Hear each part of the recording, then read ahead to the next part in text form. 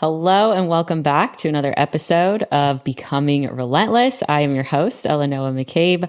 I'm an IFBB Bikini Pro and an online health and fitness coach.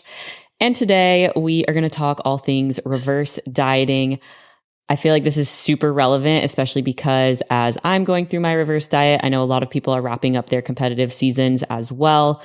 We only have a few shows left in the year, I believe, especially here in Texas. I think the last show we have is in December, Nationals, the championships, Nationals, which is where I actually went pro in 2021. So that is a very special show to me, but it does kind of mark the end of the competitive season. And with that, we're going to go into the holidays. We're going to go into New Year's.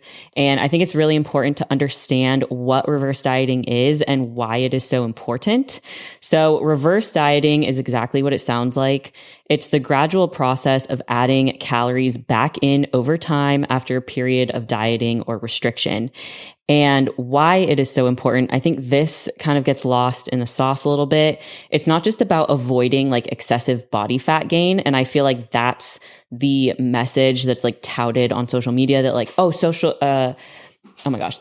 reverse dieting is what is going to save you from like all of this excess fat gain. And that if you reverse diet, you'll get your calories super high and you won't gain all this body fat back. And it's almost glamorized as this cheat code on how you can eat more, but like not actually gain body fat. And I think that part of that can be true, but that's not necessarily why reverse dieting is so important.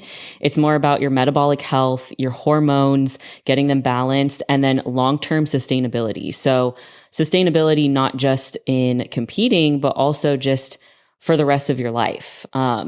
So post-show is a time that can really set you apart from other competitors if you take it seriously. If you go right back to eating normally, you're going to have a really hard time in the future dieting. From a metabolic standpoint, the deficit that you're in for a contest prep specifically is so extreme. And all of us know, like as competitors, when you're consistently in that deficit, your body, the processes start to downregulate in order to try and help you survive because your body doesn't know that you're choosing to diet. Your body just thinks that you're starving. Your body doesn't understand that you are choosing to compete, that you're choosing to put yourself through this. It just knows like, oh, this person's not eating enough. I'm going to downregulate my metabolism, save as much energy as possible. I'm going to be ready to create new fat cells. Like all of these biological and evolutionary things in your body start to happen when you're in that diet. So that's why after the show, it is super important to go through this phase of reverse dieting. And when I talk about like it's called fat cell proliferation. And what that really is new fat cells start to accumulate if you are consistently overeating post-show. So that's why we want to gradually increase our calorie intake and you want to stabilize your metabolic function. So reverse dieting, it does entail the slow raise of calories. And typically, like, I think there's a lot of nuance in this. It's also very individual, but typically what that means is like every week you'll increase your calories 50 to 100 per day. Over the course of time, and you'll teach your metabolism to upregulate and handle that again. Because by increasing slowly, your body then has time to adjust to the additional energy without like a big shock of surplus.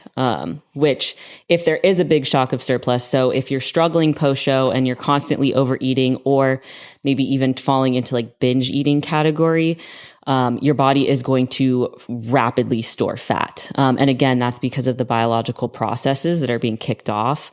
So when you're more controlled about it and you execute a reverse diet a little bit better, your metabolic recovery is a lot higher. Your muscle repair, your energy needs, just the way that you feel and look in your own body is going to be just so much better than if you were to just go back to normal and just eat like normal.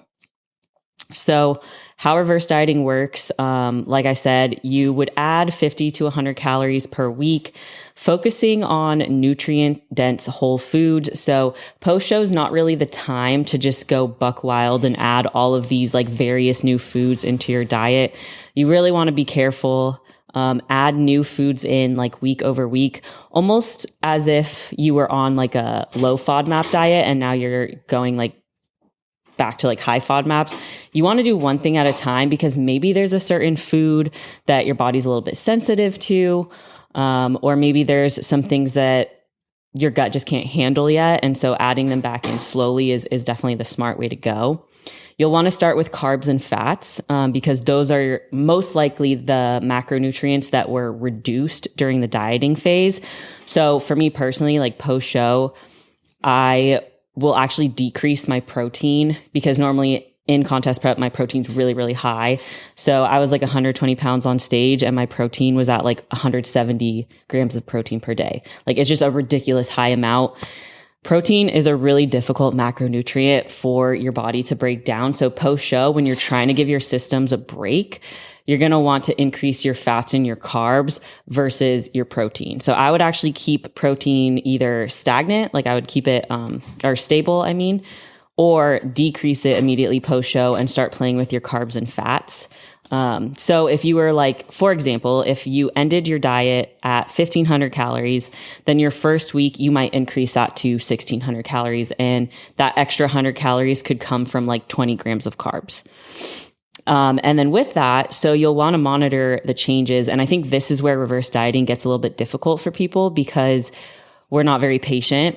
And we want to just go back to normal, eat whatever. Like we don't want to diet anymore. There's like a level of mental fatigue that comes from a long-standing diet, but you do have to monitor changes. And that doesn't just mean your weight. I think a lot of people do get fixated on the scale. They get fixated on their weight, but you'll also want to monitor things like your energy levels, your mood.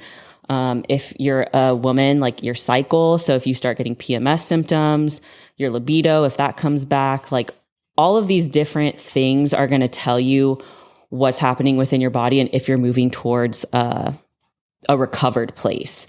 And you do want to track your weight, but for me, I think that understanding that the weight gain is normal and like it should be something that's celebrated, that can get a little bit difficult because you've just spent so long celebrating every pound that you drop on the scale that like switching that mindset around can be a little bit difficult, but that's where more of the mental component comes in. You just have to understand like the weight gain is normal. It's what's expected and it needs to happen in order for you to properly recover.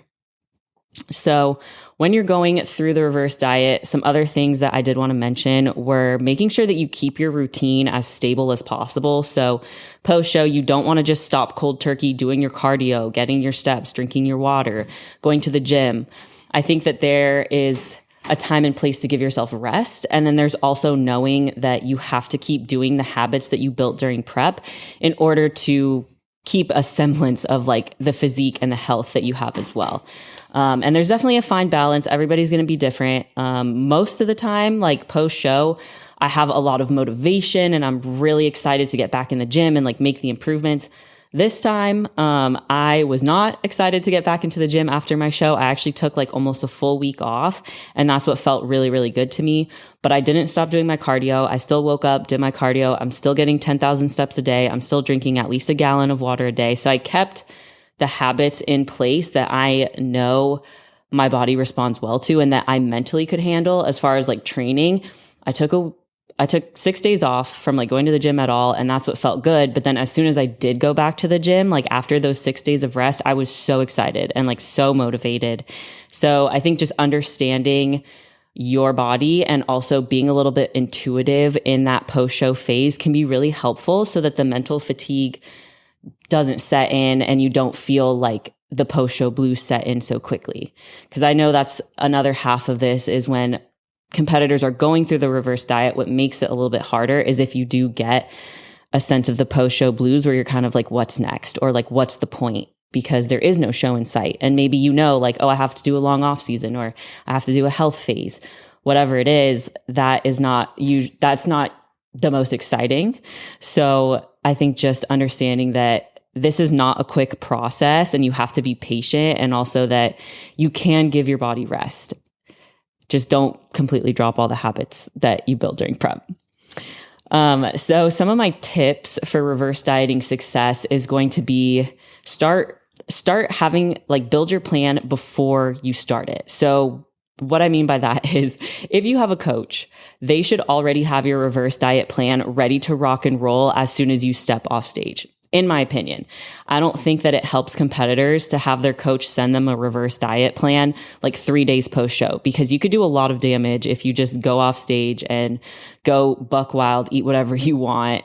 3 days of eating whatever you want post show can definitely have a negative impact on your health. So understanding that a plan in place is really, it's so key. So if you haven't had that conversation yet with your coach, or if your coach hasn't provided you what their plan is for your reverse, I would ask before you go to the show, before your show day occurs, because you don't want to wait until you're physically or mentally burnt out from dieting, or you maybe didn't place the way you want. And so you're disappointed and you let your emotions take over. You want to have some of that structure in place that you can lean on.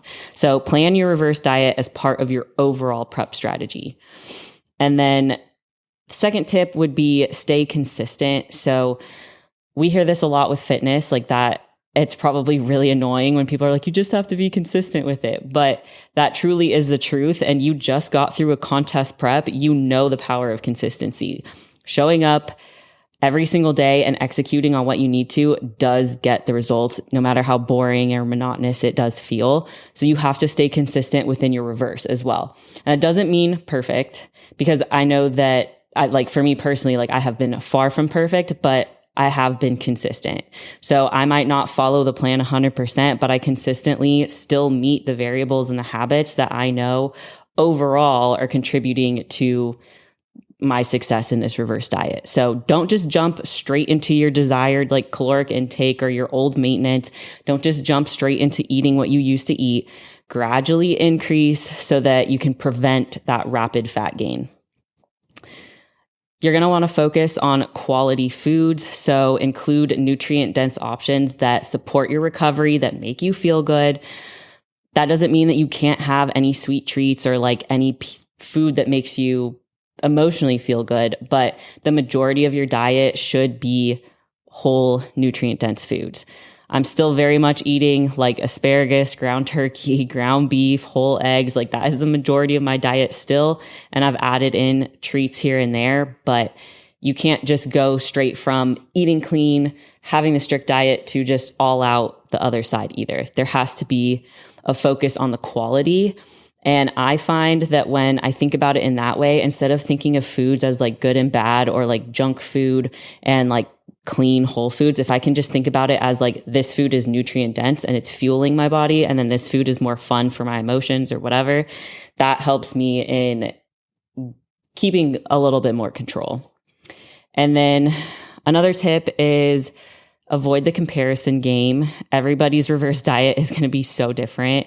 And I think, like I mentioned earlier, on social media, a lot of the time we glorify reverse diets as the key to being able to eat whatever you want, or eat a whole lot and not gain weight, or not have your body change in any significant way. And that's just not true. Everybody's reverse diet is different. Some people, as you reverse, you just steadily gain weight, and that's just what your body does. Some people start their reverse diets and they see the scale drop.